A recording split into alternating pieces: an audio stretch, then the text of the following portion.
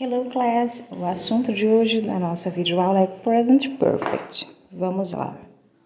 E por que tanta gente acha o Present Perfect difícil? Porque nós temos o grande erro de querer sempre traduzir as coisas ao pé da letra. E é o que eu vivo dizendo a vocês, precisa fazer sentido, tá? Então vamos lá, a tradução do Present Perfect nunca dá certo em português. E realmente não, porque é um tempo verbal que nós não temos no português. Não há nada que se aproxime com exatidão no português. Quando eu falo de Simple Present, que é o presente simples, nós temos o presente correspondente no português. Quando eu falo em Future, tenho também o futuro, mas o Present Perfect é um tempo verbal que não tem o que se assemelhe bem próximo ao português, certo? Então, a gente vai ter que fazer com que tenha sentido. Como formar o Present Perfect? Verbo have, mais o Past Participle.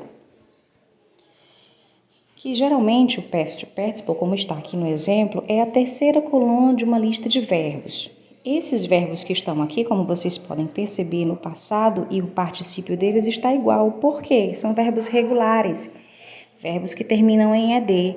Então, por isso, o particípio passado deles é igual no passado, tá?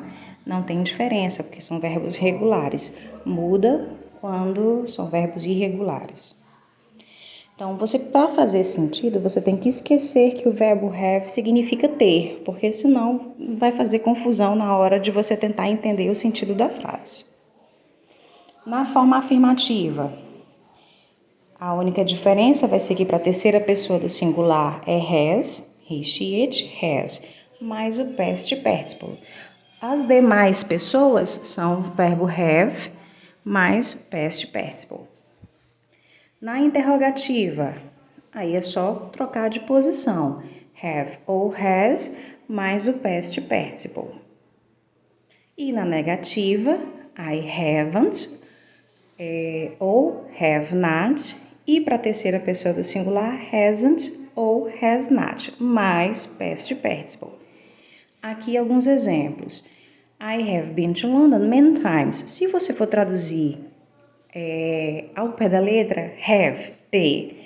Eu tenho been, é o particípio passado do verbo to be, né?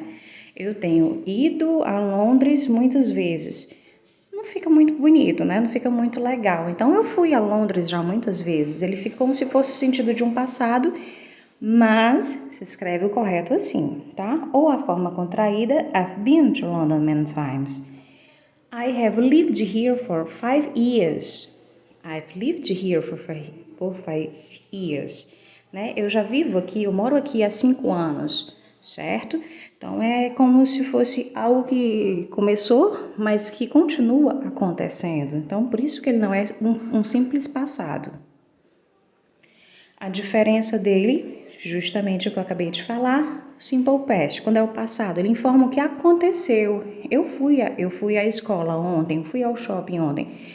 Aconteceu e acabou, finalizou. Enquanto o present perfect importa a ação que aconteceu e o quando não é importante. Então, pode ser algo que tenha começado, mas que continua acontecendo, né? Eu vou à escola, agora que vai começar as aulas presenciais, eu vou à escola uma vez por semana, né?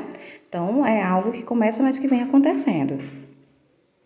Aqui alguns exemplos da diferença. I lived in São Paulo from 2005 to 2016.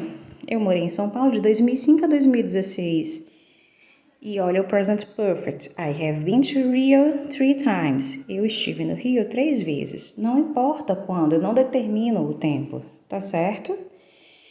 O segredo para usar o present perfect corretamente é entender o contexto, tá? E não se atentar à simples tradução, à questão de ser pé da letra, tá certo? Mas isso, como vocês já sabem, a gente diferencia bem quando? Na prática, resolução de exercícios, que é o que a gente gosta muito de fazer, né? E o que vamos fazer corrigindo a nossa aula online, tá certo? Por enquanto é isso, a gente se vê na aula online. Kisses and hugs. Beijinhos, cheiro da tia Nícia. Até a próxima aula online. Bye, bye.